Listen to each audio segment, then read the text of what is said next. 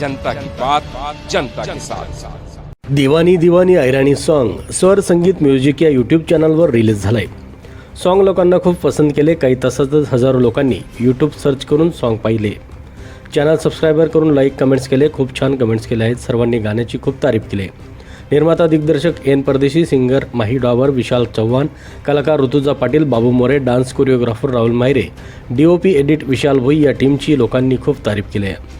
महानायक जितेंद्र कपूर सर यांच्या हस्ते जेव्हा song teaser promo audio release केली तेव्हा पण त्यांनी लोकांची खूप तारीफ केली आणि बोले होते या सॉन्ग भयंकर पॉप्युलर होणार आहे। तुम्ही व्हिडिओ फुटेजमध्ये आज पण बघू शकणार।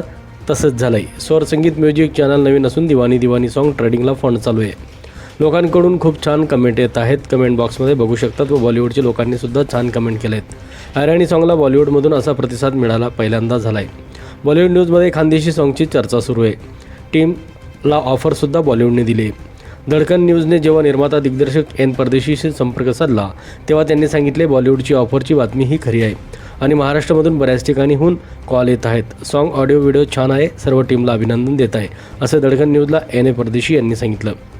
त्यांनी पुढील सॉन्ग कुठला येणार विचारलं असता त्यांनी सांगितलं पुढचे ऐराणी सॉन्ग पण जबरदस्त राहणार आहे। यात एक कलाकार खानदेशची सर्वात आवडती आघाडीची हिरोईन कावेरी पाटील यांना घेणार आहे।